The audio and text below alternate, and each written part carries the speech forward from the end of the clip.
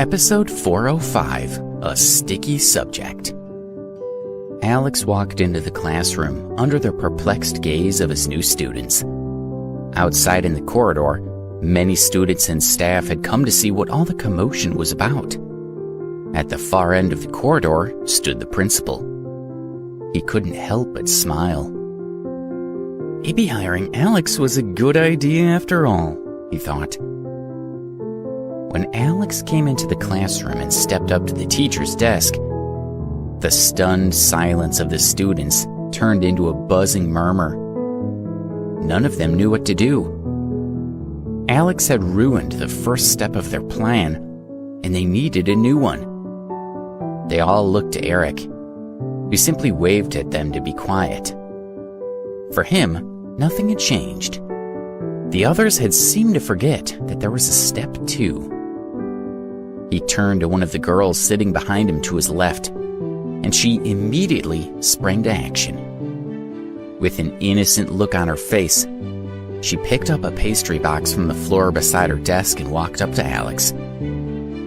As she handed the box to him, she smiled demurely at him and played with her hair. Then she went back to her desk. Eric rose. "Teacher," he began, "my name is Eric. I'm sort of the organizer for our class. We've brought you some gifts to welcome you. I hope you'll like them." He stepped forward and handed Alex a beautiful wooden box. When Alex opened it, he saw that it was filled with imported cigars. He looked up at Eric, who had already gone back to his desk. "Don't worry, teacher," Eric said. "You can eat your cake and have a smoke right here. We don't mind. You could even have a beer if you want. I've got some in my desk." He reached into his desk and pulled out a glass bottle of beer. "Please, help yourself," he said in the most respectful tone he could muster. He gestured to the chair that had been placed beside the teacher's desk. "Sit and have a chat with us."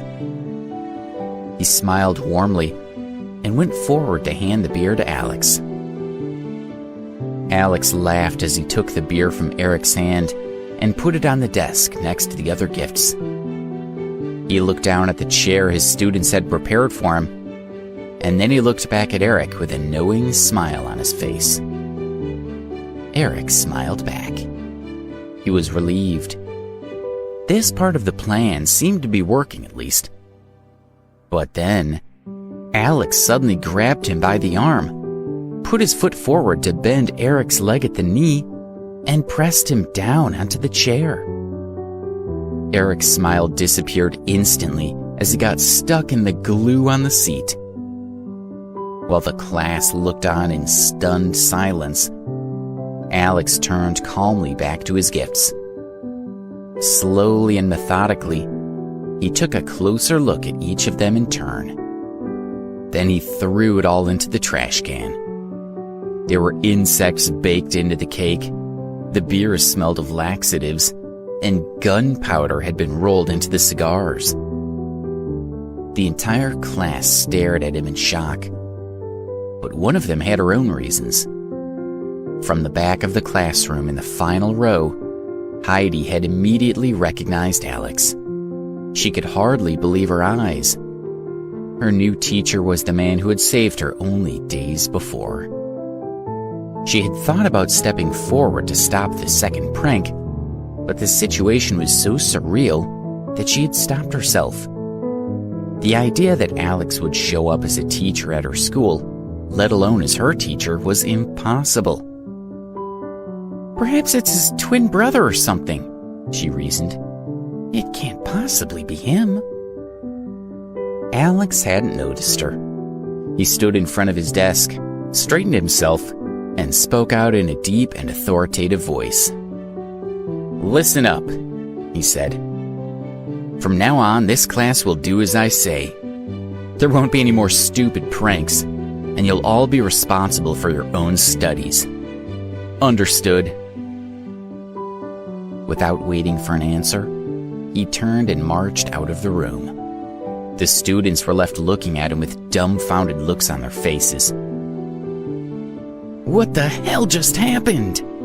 Eric asked as he tried to yank himself free from the glue-covered seat.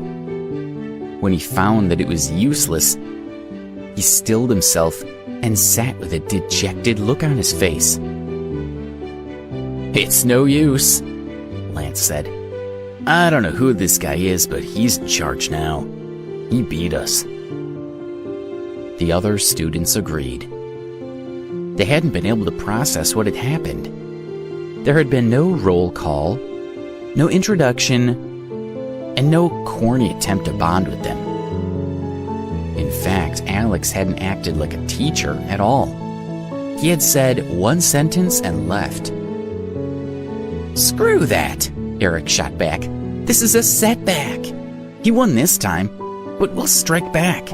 I'm sure he's real proud of himself now, and he'll let his guard down." The attitude among the class changed instantly in response to Eric's words. They would come back from this. After all, they had only known their new teacher for a few minutes. They couldn't give up just yet. Heidi was conflicted. She wanted to run after the new teacher and find out if it was really Alex. "It must be him," she thought. "He looked and sounded just like him, and he had the same name." Her heart fluttered. Her mind was made up. She had to talk to him alone. She stood up. "Shut up!" she yelled. The classroom immediately fell silent. Everyone looked at her. "What's the matter with you?" Eric asked her with surprise in his voice. He had never seen her act so aggressively. Everyone knew her as a quiet girl who never bothered anyone. And considering her family connections, that was just as well. Nobody dared to cross her anyway. "No one in the class will try anything against Mr. Ambrose again," she exclaimed. "If you do, you'll answer to me." With these words, she kicked her desk away from her and ran out of the classroom to find Alex. Lance and Eric looked at each other. They both tried to keep a straight face, but they knew that everything had changed in an instant. Eric glanced around the room with a hesitant look on his face. His classmates all met his gaze. It was obvious that they were looking to him for guidance. He had to say something. "All right, here's what's gonna happen," Lance said to break the silence. "Nothing. There'll be no more plans. If you have any ideas about what to do to the new teacher, keep them to yourselves." Everyone stared at him. "Why?" one of them dared to ask. Eric sighed in frustration. "Because Heidi said so. Didn't you hear her?